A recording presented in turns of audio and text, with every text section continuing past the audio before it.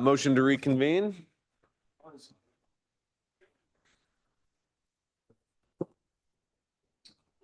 I move to reconvene as the assembly. Second. All those in favor say aye. Aye. Any opposed? Thank you. We are reconvene as the assembly in regular session. We did have an opportunity to discuss the application of John Wolf. As we are a little bit ahead of time right now, we're going to take a 15-minute break until about 5 after 7 in order to give a little bit closer to the time where we anticipated our next candidate to be interviewed. So we'll take a 15-minute break and then jump back into it. Thank you.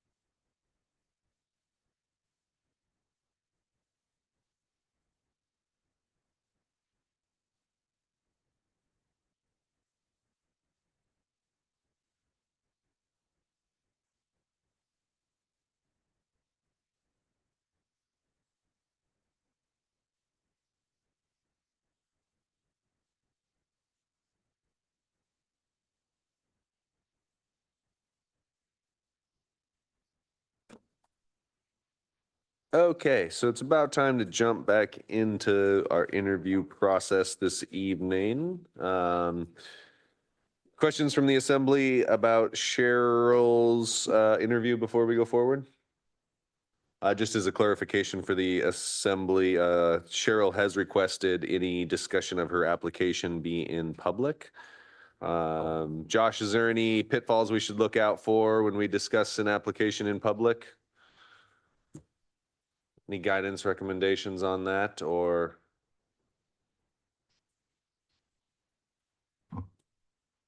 Josh Brantuber, Human Resources Director. I would recommend that we stick to the facts of what's on the resume, what's on the application, and anything that is presented as fact from the applicant.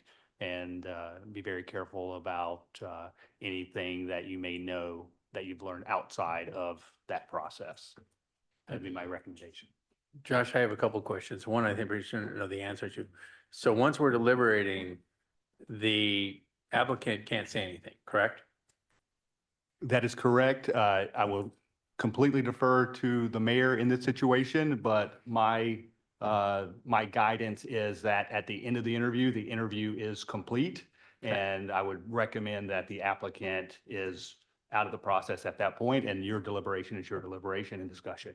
Correct. We're going to disconnect the Zoom. The applicant's welcome to listen back in if they want, And just then like any other. The second part of that is, when you say sticking to the facts, so tone and demeanor though are, while they're not an answer to a question, are definitely facts in that context, correct?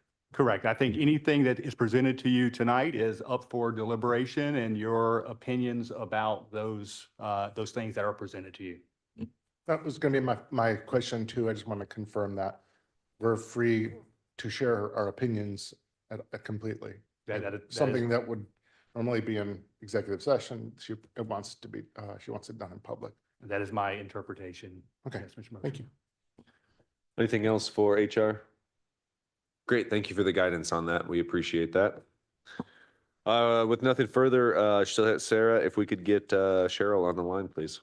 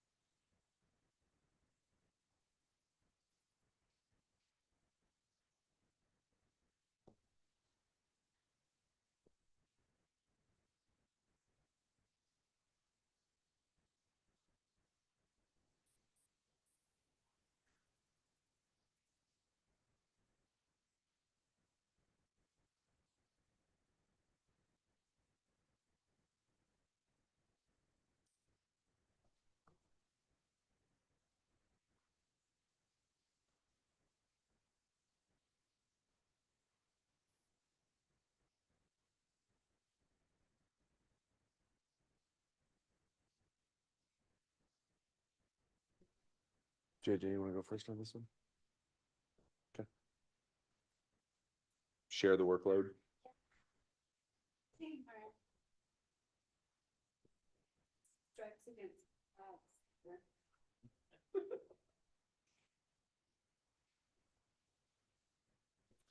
Good evening, Cheryl. Can you hear us?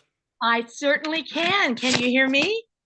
We can. We're having, looks like it must be our internet issues on this side because we're a little bit choppy. We were choppy on the last interview and it's a little bit choppy on this one too. So Okay. it worked out Okay. really well last time though, possibly just a little bit delayed, but we will get through this. I'll talk slow. So welcome. Thank you for your time this evening. We appreciate you joining us and we appreciate your application. Tonight, the assembly has some questions that they want to ask you, and then we'll determine what the next steps in this process will be after we do this interview process with you. Absolutely. Thank you so much. Thank you so much for inviting me to join this meeting. I really appreciate it. And I'm very excited to talk with you all about it. Great. Any questions for us before we begin? No, ask away. Thank you. JJ. Hi, Cheryl. JJ Carlson, Assembly JJ. Member. Hi. Hi. Please summarize your relevant background, including work and education, as it relates to what a municipal attorney would do here in Sitka. Well, I am currently, I'm going to work backwards. I am currently an acting deputy municipal attorney and acting municipal attorney for the city of Anchorage, for the municipality of Anchorage. And I've been in this role for a year. Prior to that, when I was in private practice, I worked with a firm that did work for the Aleutians East Borough and several other smaller rural communities in a municipal attorney role. And then going backwards from that, I was in private practice with a large Pacific Northwest law firm, working with Alaska Native corporations, business corporations, real estate developers, doing corporate work. And prior to that, I worked at a very small law firm that did rural education work. And so I had the opportunity to travel all around the state of Alaska, sleeping on floors of school gyms and working with boards of school boards around the state. I also represented Ilisavik College, which is the only tribal college in Alaska. And then I also clerked on the Alaska Court of Appeals for a criminal judge. And that was right after law school. Excellent. Thank you. Appreciate that. Thank you.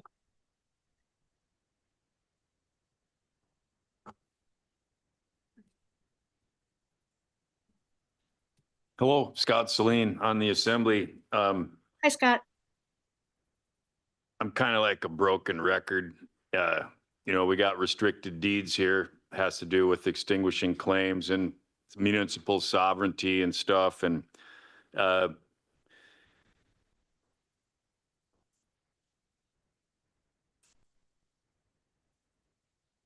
is there any way that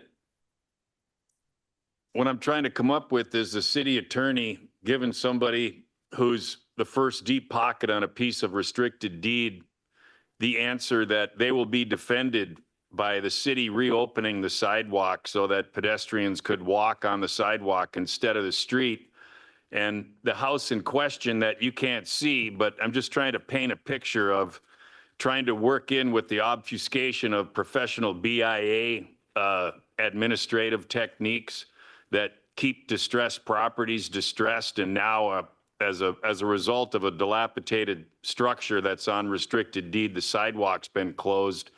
And every day people are at risk. And there are so many different risk things that aren't even. And what I'm trying to say is, could you ever envision the city defending somebody who owns the property that the city illegally put a sidewalk on? Wow, Yeah, that's a tough question. That's a tough question. But as my understanding, Sitka is a home rule city. And so you are entitled, the city and borough is entitled to do whatever is within the limits of the charter and the code. So this one's then it's sovereign land that has restricted deed with no one owner. And it's going on 4 years now. And, I want to have the BIA come front and center, and I don't have the wherewithal to get anybody, to subpoena them if you can, or come and answer some questions here for the community, because it's obnoxious. I don't know that I can answer that question without looking in more into the background, but Right. I'll think about it and catch you next time. But I know the BIA has not been very active in Alaska in recent years. And so it would really require some engagement and perhaps some involvement with the congressional delegation, with whom I have a very good relationship. Lisa's been down here before, but you specifically knowing about the Cobell decision.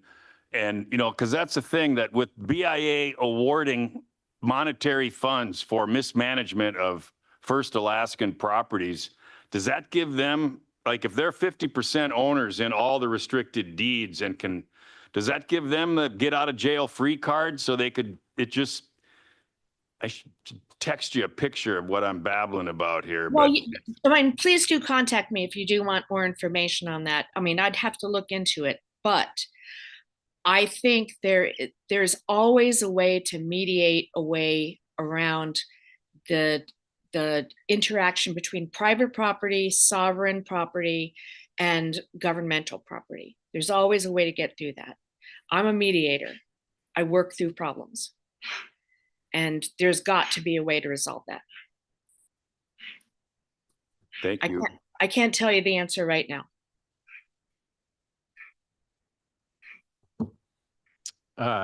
Good evening, Tim Pike. Can you give us an example of your ability to work under pressure and adhere to deadlines in a legal environment? I am a list maker, and my husband can tell you that. I keep lists and checklists everywhere.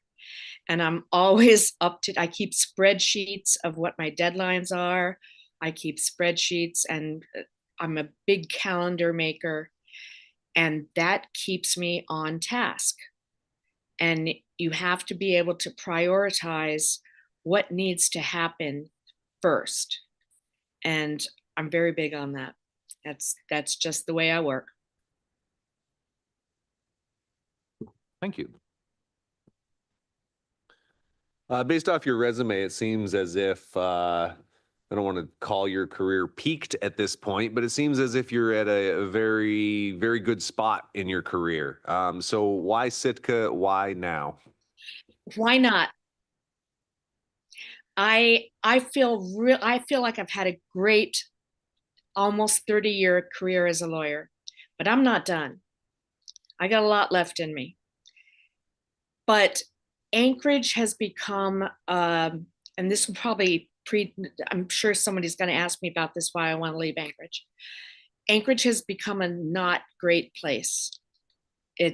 I'm a small town girl. I was raised in a very small fishing village, Wickford, Rhode Island. I caught my first fish when I was 4 years old. And I'm a small town girl. My husband works with boats, and Anchorage has gotten to be very, very difficult. And although I love my job as a municipal attorney at the city of Anchorage, there's, if you read the news or watch TV, I'm sure you can see the problems we're having every single day. And at this point in my career, I got a good 10 years left, 10, 15 years left. And I don't want to spend it defending police officers shooting people. I want to spend it helping a community thrive. And my family has such a close tie to Sitka that it just, when I saw the opening, it just appealed to me. I said, this might work. This might be a good fit. Thank you. Hi, Cheryl. Kevin Mosher here. Hi, Kevin. What are your strengths as an attorney? When I was first hired by municipal attorney Ann Heltzer, she told me she wanted me because of my judgment. Because I can figure things out and try and find a resolution without conflict. Try and find a way out of things. I try to avoid conflict, litigation, just find a way out. Resolve what the problem is and put policies in place that we can adhere to. One of my tenets is if you adopt a policy and a procedure, you better follow it. Do not adopt something that you're not going to be able to follow. So it has to be able to work for your administration and your community. And I think those are my strengths. And I also speak really well in public. Thank you. Tor Christensen, I'm another member of the assembly here. Hi, Tor. I want to talk a little bit about the process of drafting ordinances. So I've got a two-part question. The first part is going to be basically how much experience you have drafting ordinances, and I suspect in your current job you've got a fair amount. Yes.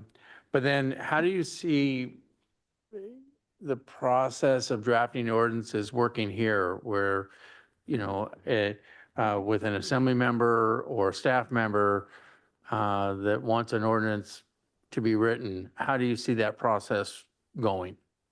Well, I don't know what your current structure is. I know it's less intensive than the municipality of Anchorage is, because they have special counsel that drafts their ordinances. I draft ordinances and then give them to the clerk for review first. And then the clerk will come back and give me feedback, and then we'll present it to the whoever the sponsor is of the ordinance, get their feedback, and then tweak it however we need to do, give it to the whole body as a whole, and then we just go forward. Okay, thank you. It has to be a discussion.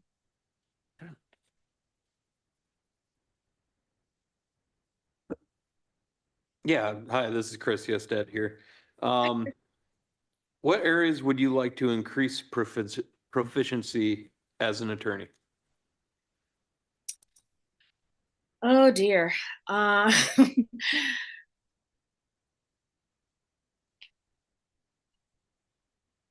think if you want me to identify my weaknesses or less strengths, I do well at supervising and managing outside litigation. And that would be one of my questions for this body is who does your outside, like the big cases, the litigation. If you hire outside counsel, I can supervise them, but actually doing the litigation myself is not my strong suit. Okay, thank you. I'm good at strategy, legal strategy, but actually getting into the courtroom, I mean, for misdemeanors and minor stuff, that's fine. But or a big or employment litigation case, I'd be fine with that. But anything that's really awful, I think I would want to know if the body is amenable to hiring outside counsel for that. Okay, great, thank you. Hi, Cheryl. JJ again. Hi, JJ. What experience do you have working with Alaska Native tribal governments and or addressing concerns related to tribal citizens? I know you've expressed a bit of that when you were talking about your background and in your application, but from your words, what are your experience with that? Well, thank you all for reviewing my background and resume and letter and all that stuff, because I have loved working with Alaska Native tribal governments, Alaska Native corporations, village corporations, rural school districts. I communicate very well. And the important thing about communication with tribal governments, I think, is listening and not talking, listening, and trying to figure out where we're trying to go with this and what fits with their community standards, their values, their integrity, and trying to find common ground with how the government can work with that. And I think that's a very strong point. The city of Sitka and the Sitka Tribe of Alaska have an MOU together for collaboration and working. And I think we're one of, if not the earliest in the state. And so we really value a close relationship with our local tribe. That's wonderful. The municipality of Anchorage has a collaborative agreement with the native village of Eklutna, and we work very closely with them. When can you start, Cheryl? October. Thank you. Tim Pike again. There's more to life than working. So can you tell us about your hobbies? I'm sitting right by my piano, and if I were a little bolder, I would be playing you a tune right now. I've been a musician since I was a little kid, and that was my first career. So music is a big passion of mine. I also garden and I cook, and those are my loves. That and my husband and my pets. I have a 14-year-old German Shepherd and a wonderful Mama Biscuit rescue cat and a 25-pound orange Maine Coon cat called Prince Harry. And they are my loves. Our children are grown, so they're not here. So it's me and my husband and the pets right now. My husband is Johnny Walker. He works on shrink wrapping boats and doing scale house work. And he is totally on board with relocating to Sitka. Great, thank you. Cheryl, can you talk about the importance of meeting deadlines in the municipal attorney job? Well, I think I mentioned earlier, I'm big on checklists and reminders, and of course it's important. You can't miss a court deadline. That's horrible for your reputation and your credibility as an attorney and as representing a municipality. Deadlines are critical. And even when you are preparing for an assembly meeting, the clerk has deadlines that need to be met, or you guys don't get your packet on time. You don't get the information on time. So they're non-negotiable. Non-negotiable is a great word. I would agree. Thank you. It's Kevin again. Please give an example and describe how you addressed a challenging interpersonal work situation with a colleague or subordinate. I tend to be very non-aggressive with colleagues with whom I'm having issues with. I've supervised up to 12 attorneys. And so when one of them is going sideways, I think a gentle sit down and say, what's going on? What's causing this? Tell me how I can help. That's the way I approach problems like that. Okay, thank you. Because there's got to be some way to help. You know, especially in a small community, everybody knows each other. Everybody knows your business. I think empathy goes a long way. Okay, thank you. Hi, Cheryl, this is Tor again. So Sitka and Anchorage are very different beasts. Yes. And very different form of government. They have obviously a strong mayor system, and we have a weak mayor in a city manager system. And we have a lean and mean city government. And you know, it sounds like you've got a lot of history working with the Anchorage, where you have a staff of 12, and here it'll be 1, and you have to wear a lot of different hats. So how do you see making that transition, and how do you see, you know, moving from where I don't know how much interaction you had with the assembly in Anchorage, but you'll have a lot here. Or I would welcome that. You have no idea how much I would welcome that. I worked on my own. After I left the big law firm, I worked on my own for 4 years. No assistant, nothing. Me and a computer and a printer and a cat. And that worked just fine. I mean, it would be nice to have the assistant of the clerk or the paralegal, but direct contact with assembly members, knowing where you're coming from and what your goals are. You guys are the policy makers. I would be the one who helps you do that. That's it. Thank you. Hi, Cheryl, this is Chris again. Based on everything shared today and everything else And anything else you would like to add? What makes you the ideal candidate to serve as the Sitka municipal attorney?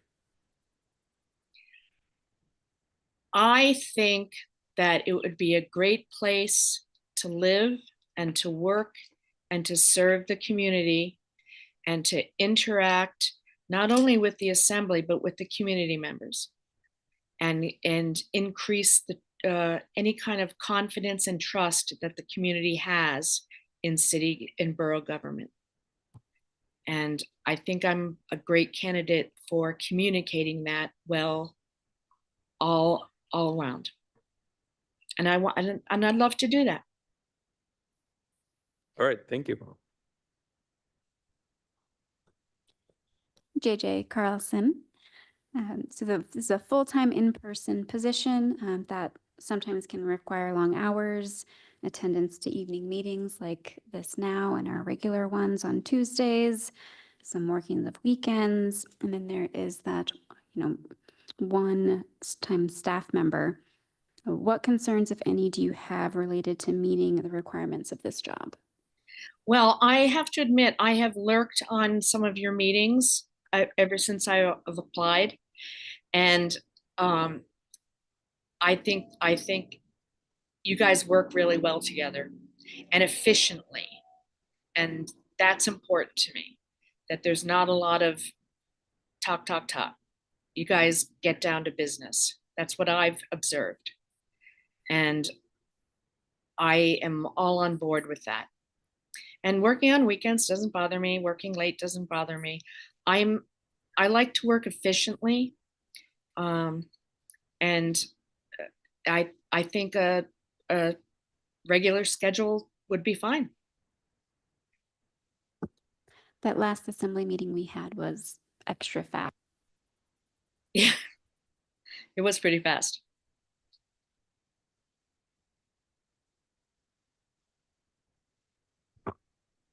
Yep, no further questions. I think my final question for tonight is, what questions have we forgotten to ask you so far? Well, I would like to know about what your technology situation is.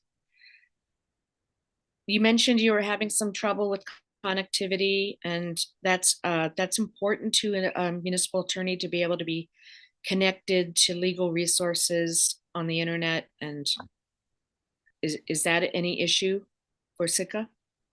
99% of the time, no. Normally we have great connectivity into this building. This building is a modern, recently remodeled. Some of the AV stuff is getting ready to be replaced, but at City Hall, there is a direct fiber line into that building, so you have full-time connectivity. While we're a smaller town, we still have the full plethora of internet and technology access here. Well, my husband and I are looking forward to a smaller town. Anchorage has gotten just kind of too big for us. And, we would look at Palmer, we would look at Sitka, we would look at Juneau. Not actually, I wouldn't look at Juneau. But, Great, that's bonus points. yeah, no, I can't. I'm not political. I just like to do my job and do a good job and serve the community. I'd like to be part of a smaller community and get to know people. And, one of the things that appeals to me about Sitka is you have such a great arts community. Your music festival is wonderful. And so there are cultural resources there with the museum and everything that are wonderful. I represented the Alaska Native Heritage Center and their museum. So I'm involved in that community. Any other questions for us to wrap up Tim's? Not off the top of my head. I'm sure that Josh will follow up with me if you need any additional resources or references from me. Great. I don't have any other questions this evening either, so I'll pass it off to Kevin. Thank you, Mr. Mayor. This is going to be my last question. Share an example of a time you introduced a new policy or procedure that departed from the customary way of doing things. Specifically, what was your approach And what was the result? Wow. I'm going to have to defer to my employment experience in employee discipline and how that is approached, and whether there's going to be progressive discipline or just flat out firing somebody, and some sort of negotiation, kind of progressive counseling first, getting somebody on the right track before you flat out fire them. And I think in a smaller community, that's probably the way to go. You want to talk to them, make sure they know what the expectations are, follow up in writing. That's one of my big things is documentation. You want to have everything documented because that protects the municipality, the government from any sort of equal employment opportunity or fair employment opportunity problems. So I'm very big on training my supervisors on documenting things accurately in a way that protects the municipality. And so that's how I've approached it. Okay, thank you. This is Tor again, my last question as well. There's a lot of last questions. Well, yeah, we've been here a while. It's okay. And by the way, don't count on cooperative, short, efficient meetings forever. As long as you're not going until midnight like they do here. We used to. Oh, dear. So anyway, so the next one is has two questions on our sheet, but they're really kind of about the same thing. Okay. And one is talking about how you would interact with the community and kind of from that, how you expect to see your role as the attorney with the community. And, you know, I kind of think of the attorney as a kind of a quasi-elected position. So that, you know, there's a spotlight on you. So both with the media and the community, how do you anticipate handling that? Well, I think as a municipal attorney, and I've been in this role here when I was filling in as municipal attorney, you are under spotlight, and the community wants trust in its government. So I would want to interact with the community, and I'd be involved in public activities and attend meetings and community council meetings. People want to know you and they want to trust you. And so, I mean, my mother went to Sheldon Jackson, my sister went to Sheldon Jackson, my aunt went to Mount Edgecombe. So I have ties to people in Sitka. And I think it would be really enjoyable for me to reconnect with those ties and reconnect with my family history. That's how I think of it. Thank you. Yeah, hi, this is Chris again. Hi, Greg. And this will be Last my question? final question as well. Last question? So, Yeah. Yep, exactly. What has been your most significant achievement as an attorney? You know, I hit the ball out of the park pretty early in my career. So the first thing that comes to mind is the Venati decision in the United States Supreme Court and helping write that brief. That was the one thing that really jump-started my career, that I got to have that project so early on as an attorney, really put me on a trajectory and gave me the confidence to go forward and build a practice. So my most significant achievement is building a practice. And the Venati decision started me off on that. Okay, great. Thank you.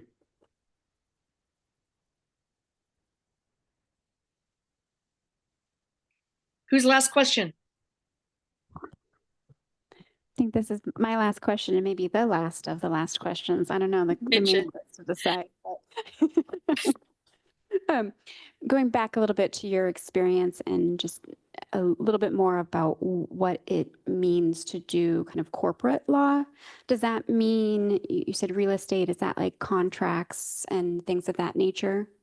I represented the largest real estate developer in the state of Alaska. And if you've been to Anchorage and you've seen the developments on C Street, there's 4 big buildings there, Centerstone. There, I did all of the development deals for that, meaning putting all of the investors together, doing the agreement, doing the contracting agreement, and then doing the leasing agreements for those buildings.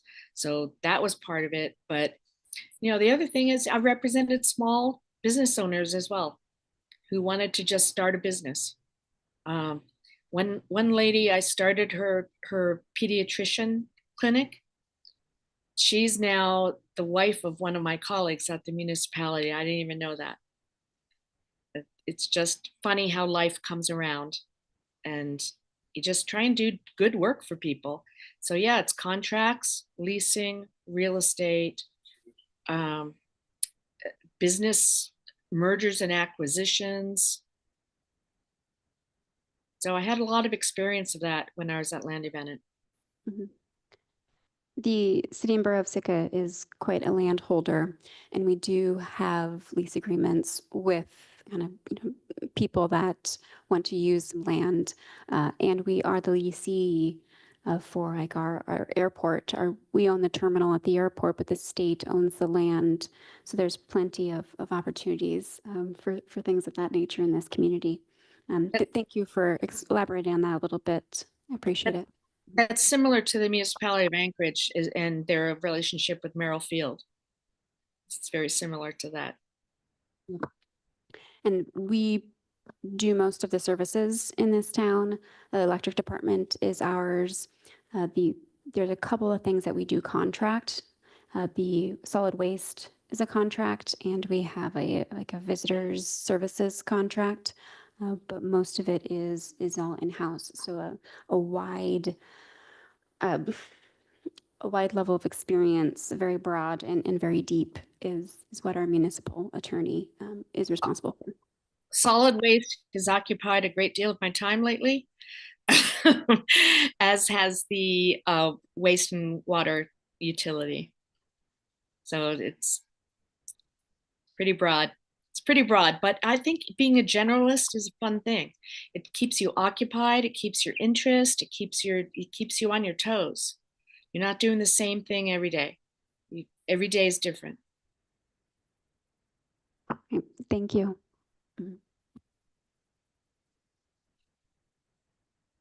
Okay. Yeah, I decided I had one more question. This will be it. Thank you for your answers tonight. It's kind of, I was thinking about this, and then JJ kind of was talking about it. Do you have any, so yeah, Sitka is a small town, but we have 8,500 people here, and you would be representing the city of Sitka. We have 7 assembly members, municipal attorney, staff members, and lots and lots of involvement within the community, which is a good thing. But then there's things like, yeah, we own the electric utility. I'm trying to paint a picture that the municipal attorney in Sitka is going to have a wide breadth of things to do. And you have an assistant, but sometimes that feels like not enough. Do you feel like you have the experience to handle that? Absolutely. I don't have any concerns about that whatsoever. The only thing I mentioned is that if there's a big, given all of that day-to-day administrative detail, if there's a big giant lawsuit, if you guys get sued for something really big, I think I would recommend we hire outside counsel for that. And I don't know if that's your practice, but it's gonna be. It is. Okay. And I'm going to ask a follow-up question with that. Sometimes when there is litigation, and it is wise to have assistance from a firm that is experienced with those kind of things. But do you have experience working with the insurance companies, because that has a lot to do with. Yes. too. Yeah. I mean, it's not fun, but it's not fun. It's not the funnest part of the job, but yes, you deal with them. And you, again, like I said, it's check boxes. You check the boxes. Get your checklist out, check the boxes, and you'll get through it. Thank you. Well, thank you for your time, Cheryl. The Assembly has asked quite a few questions this evening. I know Tim Pike gave an opportunity to ask any questions, but do you have anything further to ask us at this point? I do not, and if you need to go into executive session afterwards, I realize that's your practice. I kind of checked a different box on my form, but if you need to do that, that's fine with me. I have no objection. Yeah, I think at this point, we're unable to do as such because we didn't get the documentation back that would indicate that. So we will be discussing your application publicly as we move on. But we do thank you for your time, and we will be in touch through our HR person when the Assembly makes some decisions on how we're going to move forward. And I thank you for your time. Thank you very much for listening to me and considering my application. I appreciate it very much. Yeah, thank you. Bye.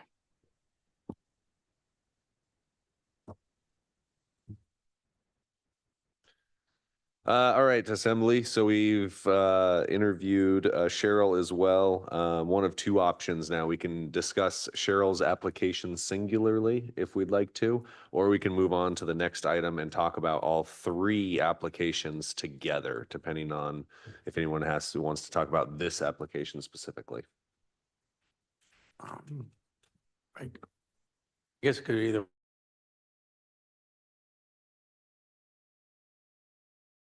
To hers. Please. Okay, yeah.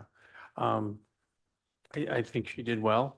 And, you know, in these interviews, I'm not always listening for the details, but more the tone and how that she comes off. And I think we would do well served to have a in-person interview with her. I think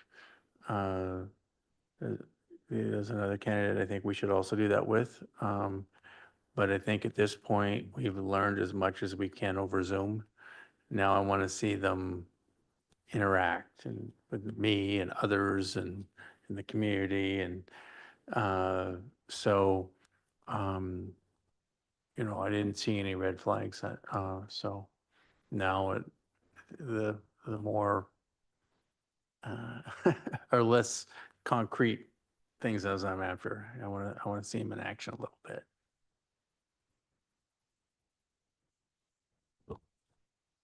Yeah, I think the question is, are we interested in a second round with this applicant? I think that's really the only question I have. And, you know, whatever, you know, I would say yes, if that was the question asked of me at this point in time. So, you know, I think that is our question right now. So I agree. I think we should bring this candidate in for a second interview. I do tend to agree with Tor that Zoom sometimes isn't conducive to more familiarity and the one-on-one conversations that you would have or groups together. I like Cheryl. She's well-spoken. Like when she was talking about like listening and like especially with Alaska Native organizations like STA, that was meant a lot to me. It's very important. But she also said she would listen to everyone. And there's plenty more that I like about her. The only concerns I have is that it seems like she has had a lot of experience as a lawyer and even with city government. But I don't know how I'm trying to say this, but like SICA is just yourself and the assistant, and you are looking at a wide breadth of issues. And I don't know that she has the experience necessary when you put it in that lens. I certainly want to go for a second interview. I think it's time to also invite the other candidate as well, Ms. Jones, as well for. We can a- talk about that when we get to the next item. Oh, I thought you said we could talk about both of them. We're talking about this application specifically first before we move on to the next one. Okay. So yeah, we should bring her for a second round. Second round.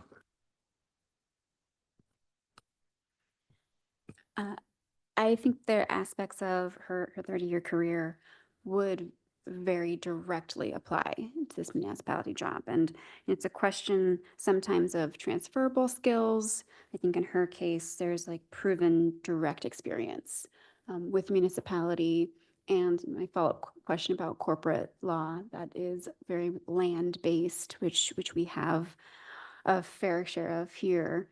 It was interesting to hear just her emphasis on, as a lawyer, to try to stay out of lawyering and doing more mediation whenever possible. I think that very well suits itself to our kind of community values here in Sitka, and just finding some common ground before we get, serious with, the law, especially on the policy side, or, the community and the interaction with employees. Her take on discipline as a second, and counseling as a primary was nice to hear, because a lot of what I see as the conflict and challenges within Sitka, amongst Sitkans, is often just that not feeling heard, and not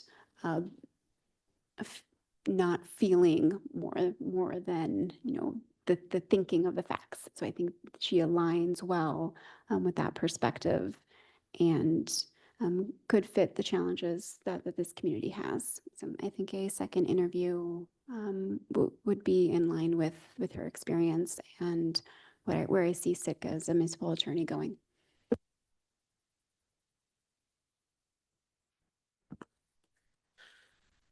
I think she would definitely bring some stuff to the table that we're looking for.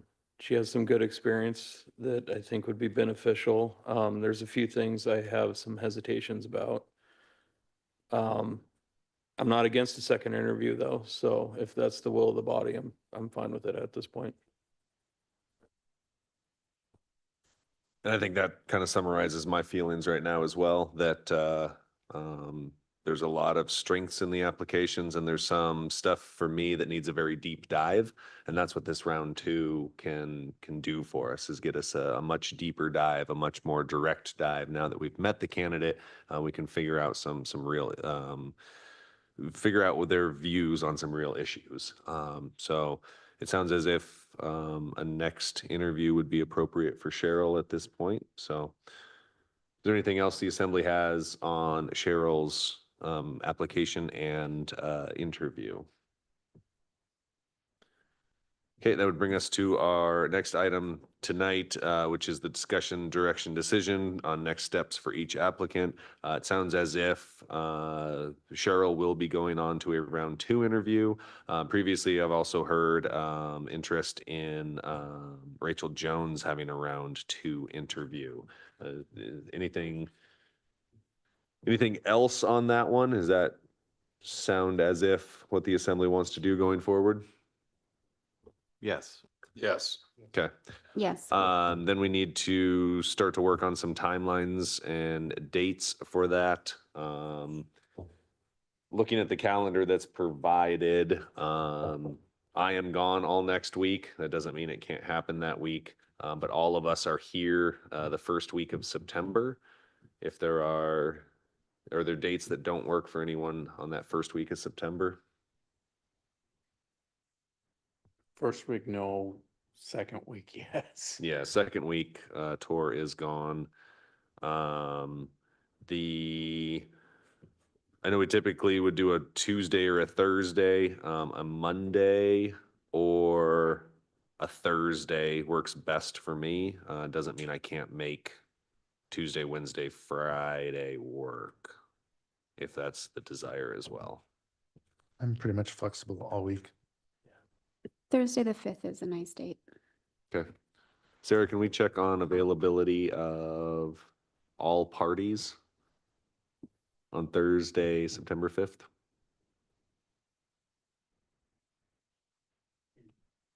If, Yes, it appears as if Rachel Jones and Cheryl McKay will be going on to the second round.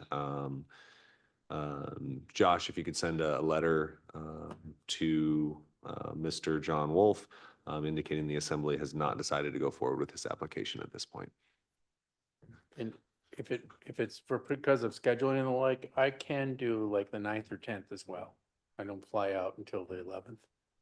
Yeah, we'll shoot for Thursday, September 5th at this point, assuming everything can align, and it sounds as if there is flexibility amongst the assembly for that week, so. And just to be clear, we're talking in person, correct? No, this would be a round 2 Zoom interview, and then we can go on to a third round of in-person meet and greet if either or candidate makes it that far. Okay. I mean, I guess I would advocate that I think it's time for an in-person, but maybe we can't put it together that fast, but.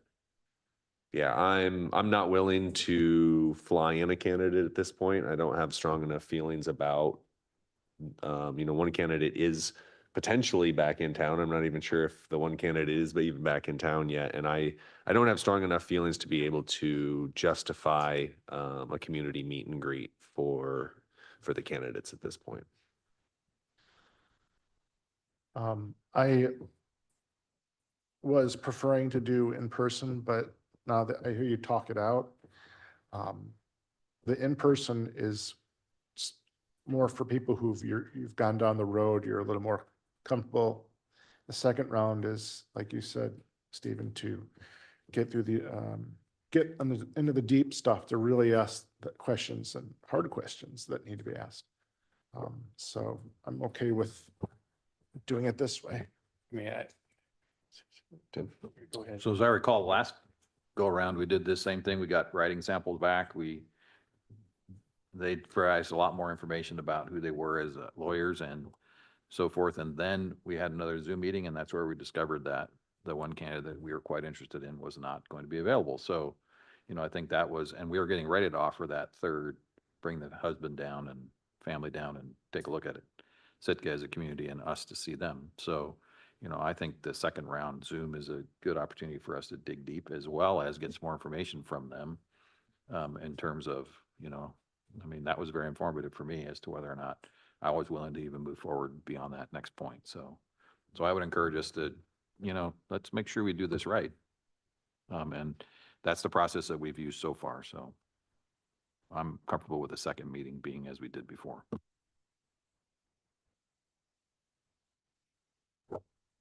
Sarah, Josh, anything else you need from the assembly at this point on scheduling round 2?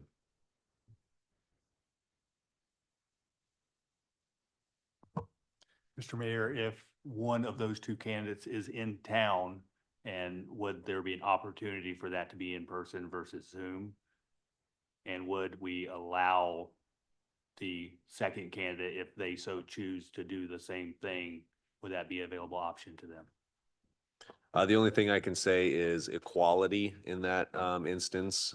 We have in the past had people who were in town do round 2 on Zoom just to make it fair and equal. I would give that guidance as well, unless the assembly sees otherwise. I see the validity of having someone who lives here come in person. I can definitely understand that, but I don't want to advantage or disadvantage a candidate either. If somehow you can arrange it that both of them happen to be in front of us, I don't think we would oppose, but I'm leaning towards equality on this one. Yes, sir. Thank you. Anything else from the assembly on the next steps for the applicants? Great. That would bring us to persons to be heard. This is public participation for any item on or off tonight's agenda, not to exceed 3 minutes for any individual. Seeing none, that'll bring us to adjournment. Second. All those in favor say aye.